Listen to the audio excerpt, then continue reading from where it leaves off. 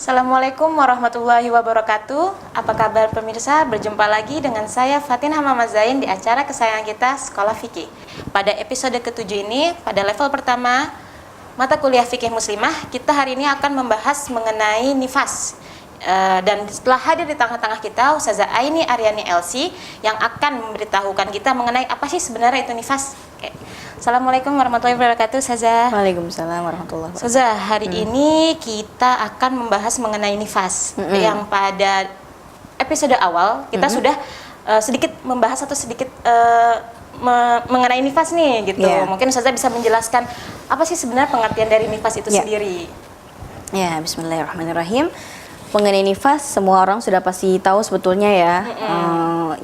Yang simpelnya lah, pokoknya orang lahirin terus keluar darah, ya sudah, itu artinya nifas gitu. Tapi bagaimana detailnya, apa darah yang keluar sebelum melahirkan itu nifas juga atau tidak? Terus kalau bayinya nongol terus masuk lagi, gimana nih, nifas apa enggak? Kan bayinya masuk lagi gitu kan.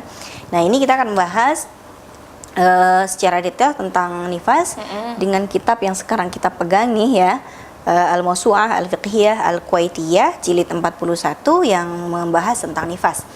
Nah, secara istilah Madzhab Hanafi dan Syafi'i mendefinisikan nifas sebagai ad-dam al-kharij aqibal wiladah. Artinya darah yang keluar disebabkan atau pasca melahirkan. Artinya kalau bayinya sudah keluar, ya pokoknya darah yang keluar setelah bayinya keluar, ya sudah, itu artinya nifas dalam Madzhab Hanafi dan Syafi'i gitu.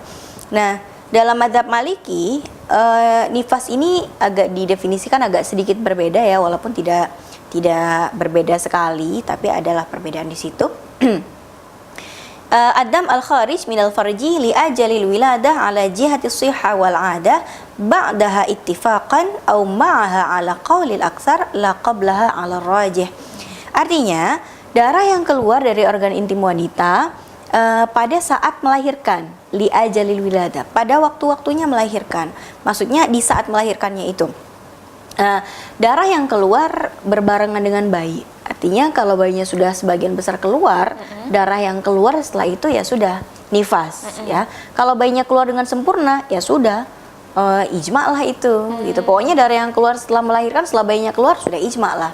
Tapi dalam Madzhab Maliki yang agak berbeda dengan tadi, darah yang keluar berbarengan dengan bayinya kalau bayinya sudah keluar sebagian besar. Jadi kalau misalnya bayinya nih keluar nih sampai perut gitu ya, sampai perut udah keluar, habis itu masuk lagi dia gitu. Nah, darah tadi yang keluar berbarengan dengan kepalanya bayi sampai pusernya itu gitu, itu sudah dihitung nifas dalam Madzhab Maliki, walaupun nanti ternyata masuk lagi dia gitu kan. Nah, kemudian laqablaha 'ala rajih. Tapi kalau bayinya belum keluar ya, ini belum dinamakan nifas dalam Madzhab Maliki. Nah, dalam Madzhab Hambali juga agak sedikit berbeda lagi. Dalam Madzhab Hambali didefinisikan nifas itu sebagai damun turkhihi ar-rahim ma'al wiladah wa qablaha biyaumin aw thalath ma'a amaratin kawaj'ain wa ba'daha ila tamami 40 yauman. Nifas itu adalah darah yang keluar dari rahim ya, bersamaan dengan melahirkan. Jadi bersamaan dengan bayi yang keluar ya, jadi bayi yang keluar barengan darah, itu sudah nifas. Wa qablaha biyaumin aw thalath ma'a amarah, atau keluarnya 2 atau 3 hari sebelum bayinya keluar. Tapi darah itu keluar disertai dengan gejala-gejala persalinan seperti sakit kontraksi ya, sakit kontraksi atau ya biasalah mules-mules seperti itu. Misalnya bayinya lahir di tanggal 9 nih ya, tapi dia sudah merasakan mules kontraksi dari tanggal 1. Tanggal 1, tanggal 2 dia sudah mules.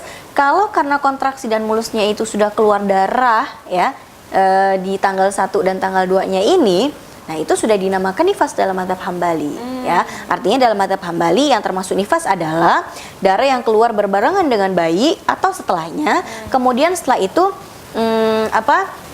atau 2 dan 3 hari sebelum bayinya lahir, disertai gejala persalinan. Berarti tadi Ustazah menjelaskan kalau misalnya dari Mazhab Hambali itu sendiri 2 hari sebelum melahirkan sudah mengeluarkan darah itu sudah disebut nifas Dalam Madzhab Hambali.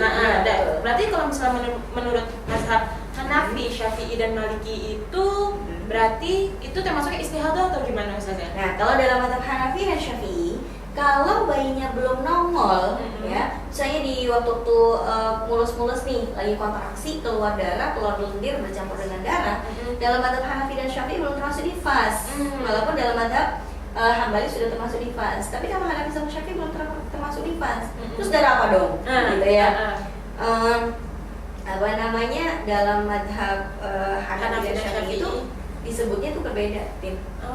Ya, di dalam madhab Hanafi itu istihadah. Ya. Di dalam madhab Syafi'i tergantung.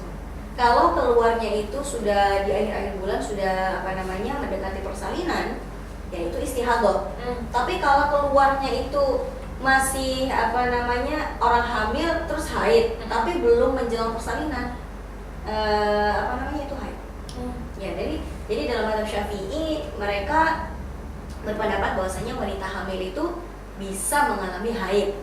Ya, tapi kalau misalnya keluarnya darahnya itu di detik-detik melahirkan, itu bukan haid lagi. Tapi juga belum nifas. Ya kalau bukan haid, bukan nifas berarti istihadah. Artinya kalau misalnya darah yang keluar di detik-detik persalinan, ya, karena adanya kontraksi atau gejala-gejala tanda-tanda persalinan, tapi bayi belum keluar, dalam mazhab Hanafi dan Syafi'i disebut dengan darah istihadah. Berarti dia walaupun sedang merasakan sakit, berarti kan itu dalam keadaan sakit ya Ustazah, walaupun saya belum pernah merasakan, tapi mendengar orang seperti itu kan udah dalam keadaan sakit. Nah itu berarti tetap diwajibkan untuk melakukan sholat, gitu. Tetap wajib sholat. Ya.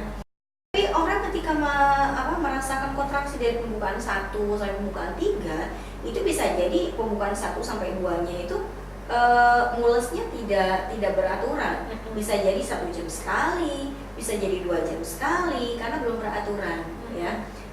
Atau bisa jadi 5 menit sekali kalau misalnya teratur gitu ya, dari pembukaan 1 sampai 10. Tapi kebanyakan kalau masih pembukaan 1 gitu, orang sih masih sempat sholatin, masih bisa makan gitu kan, masih bisa bercanda. Kecuali nanti kalau udah pembukaan 9, pembukaan 10, nah itu sudah sulit untuk melaksanakan sholat. Tapi kewajiban sholatnya masih ada. Gitu. Tinggal nanti kalau misalnya dia benar-benar sudah tidak bisa melakukan sholat karena apa namanya rasa sakit yang sangat berat, ya, mau sholat dengan keadaan apapun udah nggak bisa, ya kan, mau sholat gitu ya, suaminya suaminya gimana juga salah mulu, kayaknya marah gitu ya, ayo dong saling berbagi sakit gitu, seakan-akan seperti itu. Maka kalau saya sakitnya sudah tidak tertahankan dan memang sudah tidak mungkin sama sekali untuk melakukan sholat, ya harus diganti nanti setelah dia suci dari nifas.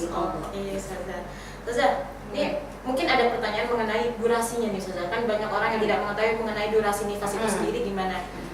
Mungkin bisa dijelaskan kali ya Ustazah. Tapi mungkin ditahan dulu Ustazah. Oke pemirsa, jangan kemana-mana karena setelah ini Ustazah Aini Aryani akan menjelaskan mengenai durasi dari nifas itu sendiri. Jangan kemana-mana, tetap di Sekolah Fikih.